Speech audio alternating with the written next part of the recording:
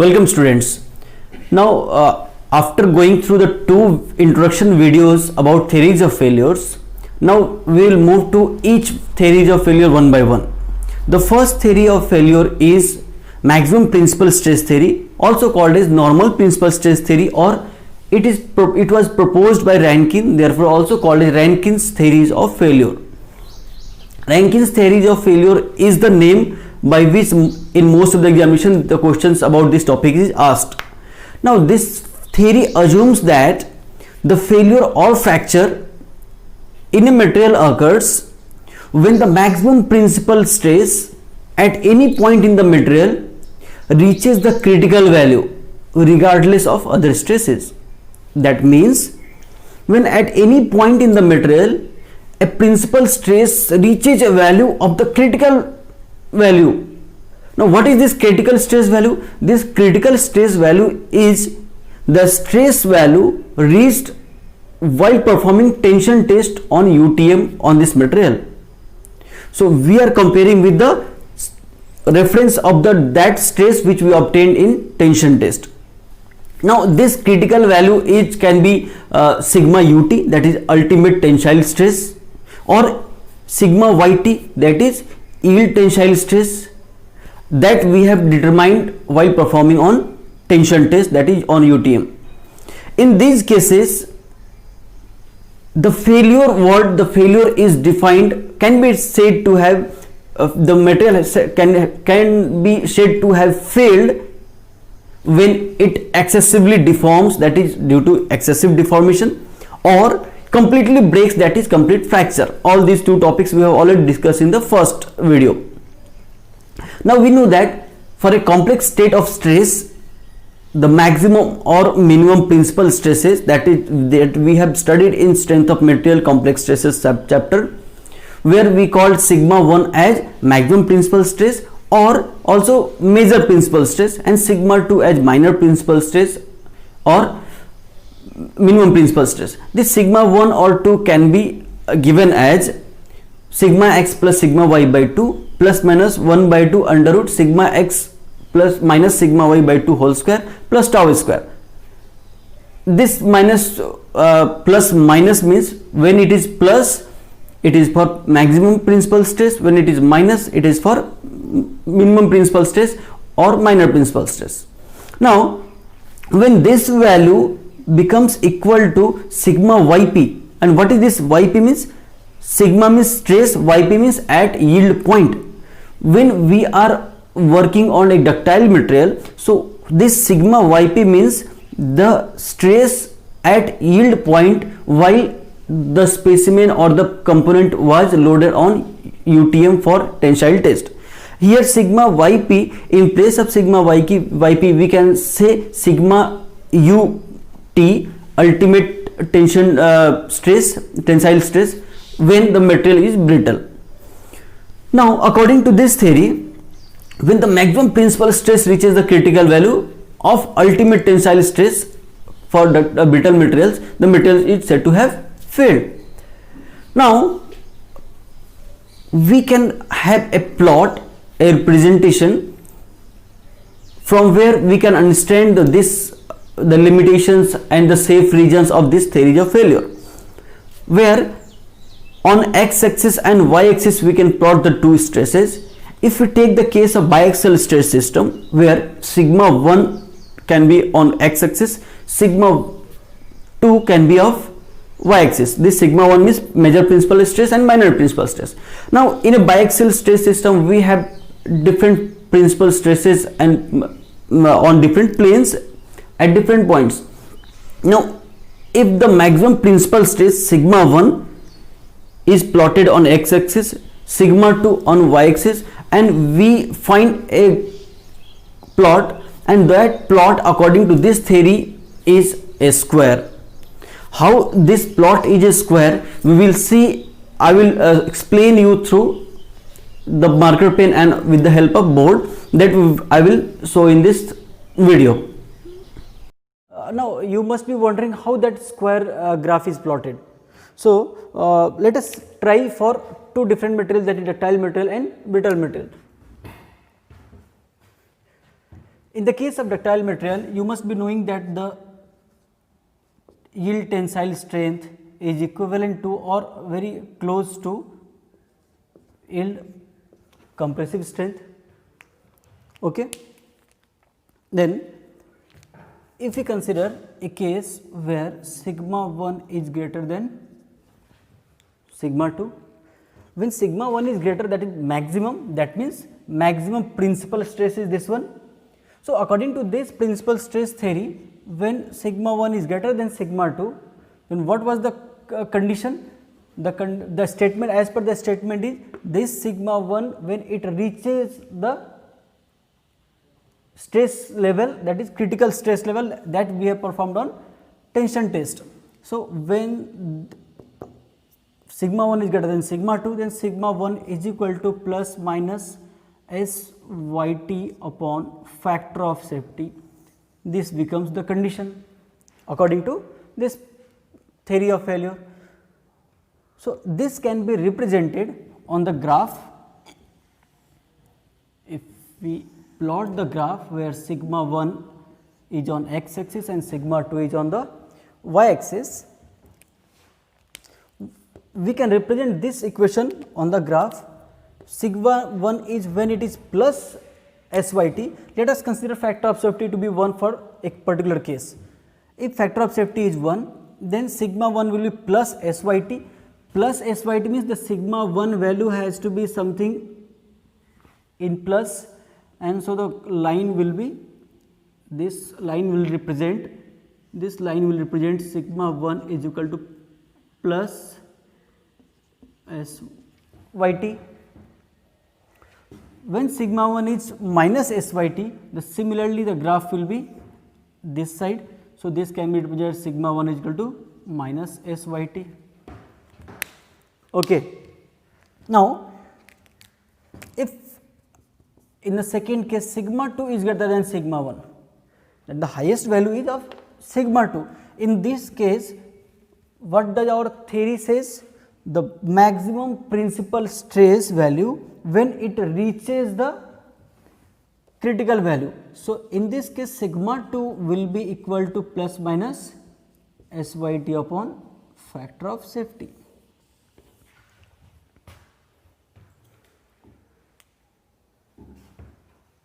Now, if we try to represent this one in the graph, so sigma 2 can be plus SYT, sigma 2 can be minus SYT. That means sigma 2 when it is plus SYT, say this level is the plus SYT level. So, it comes out here.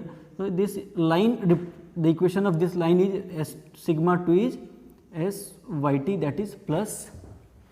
Similarly, if it is in negative, so this line will represent sigma 2 is equal to minus SYT.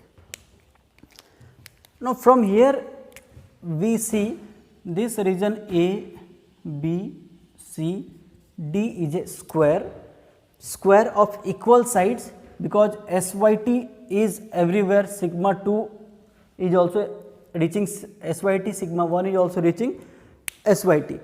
So, this internal region of this plot which is square, so this square region is the plot for Rankine's theory of failure. Inside this is called as safe region, and outside this, if a component has stress level outside this, the periphery of the square, so that is considered unsafe, that is the component will fail according to this theory of failure. This was for ductile material. Similarly, for brittle material also, in the case of brittle material we know that for brittle material the ultimate compressive strength is greater than ultimate tensile strength. That means, strength ultimate compressive is greater than ultimate tensile strength. So, in the case of brittle material, mostly the ultimate compressive strength is only considered, so that the failure criteria or the conditions is actually verified. Similarly, if the first case is sigma 1 is greater than sigma 2, under this there can be two cases where when both are tensile, or it can be when sigma, let us consider this is the first case A and this is V, when sigma 1 is greater than sigma 2, but both are compressive. So, first case can be sigma 1 is greater than sigma 2, that is both tensile and both compressive. Similarly, the second will be sigma 2 is greater than sigma 1, I will say tensile means both tensile, and the B second case can be sigma 2 is greater than sigma 1, but both compressive. So, according to this, the statement of this theory, when the maximum value of the principal, that is here is sigma 1, it reaches the critical value, and the critical value is what? Here in case of tensile it will be SUT, so plus SUT upon factor of safety. Similarly, here it will be sigma 1 is equal to minus SUC upon factor of safety, okay, because of compressive. Similarly, here it will be sigma 2 is equal to plus SUT upon factor of safety, and sigma 2 is equal to SUC upon factor of safety. Now, we can represent this one, these cases on the x and y axis. Similarly, sigma 1 is on x axis and sigma 2 is on y axis.